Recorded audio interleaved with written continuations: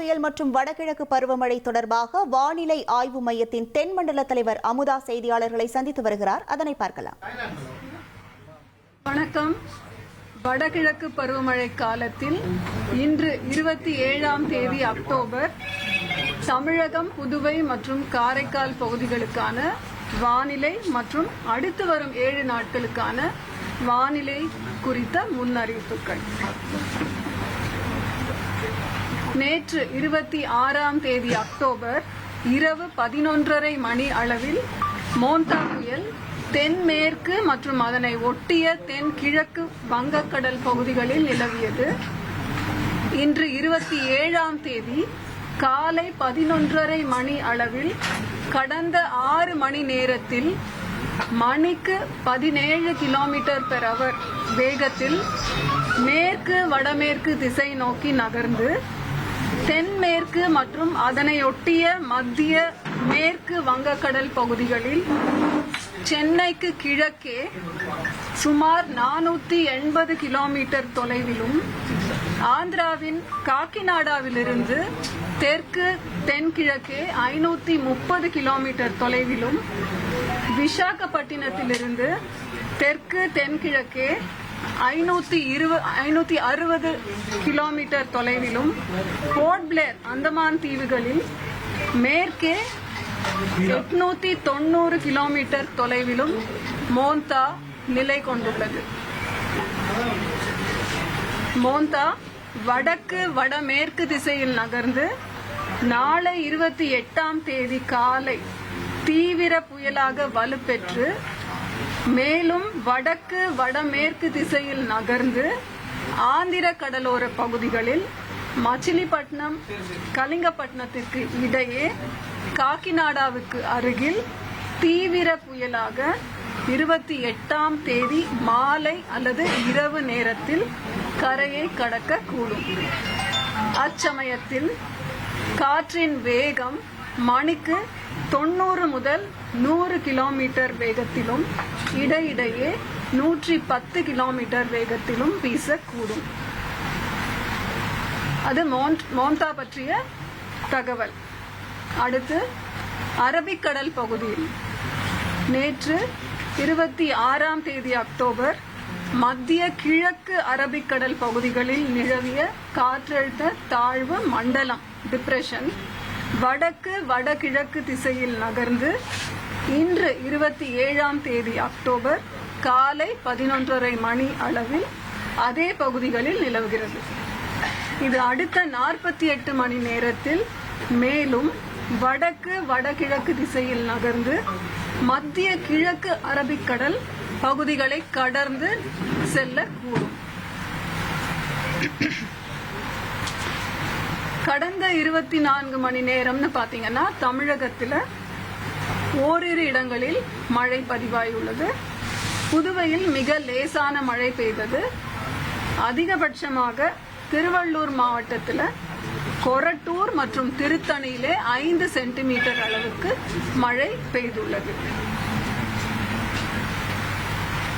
வடகிழக்கு பருவமழை காலத்தின் மழை அளவை நாம் பதிவு செய்யும் பொழுது தமிழகம், புதுவை மற்றும் காரைக்கால் பகுதிகளுக்கு 1ஆம் தேதி அக்டோபரிலிருந்து இன்று வரை பதிவான மழை அளவு 23 சென்டிமீட்டர். இயல்பு மழை அளவு 14 சென்டிமீட்டர்.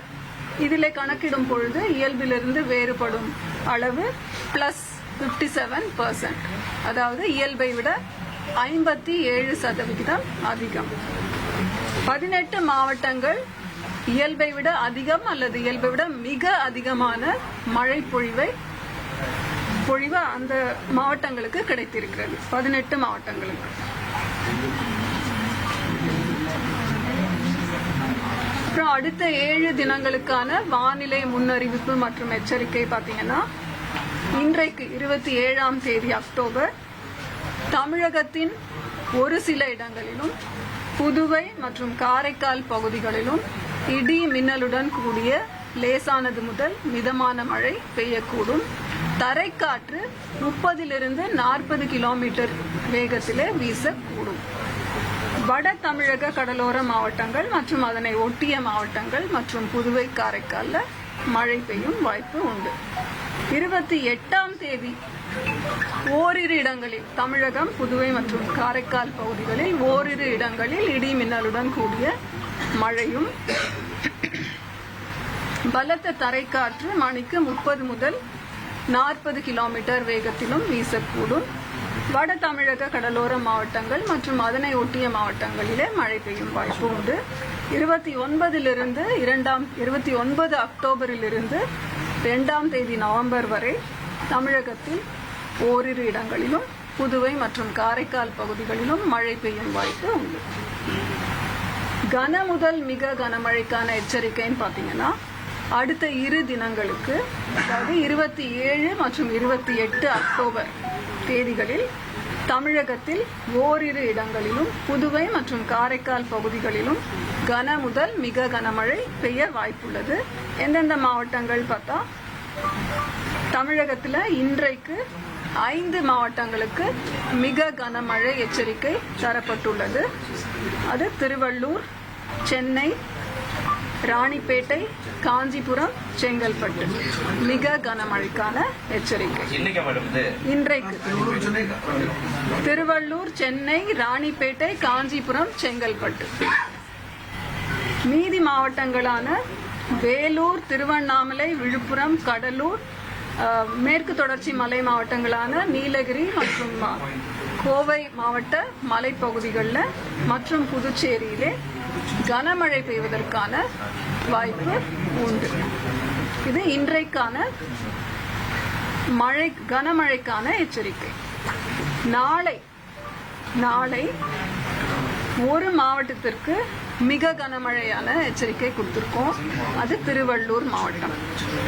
மற்ற மாவட்டங்கள் ராணிப்பேட்டை, சென்னை, காஞ்சிபுரம், செங்கல்பட்டு மற்றும் மேற்கு தொடர்ச்சி மலை மாவட்டங்களான தேனி, தென்காசி, திருநெல்வேலி மற்றும் கன்னியாகுமரி மாவட்டத்திலும் கனமழை எச்சரிக்கை தரப்பட்டுள்ளது.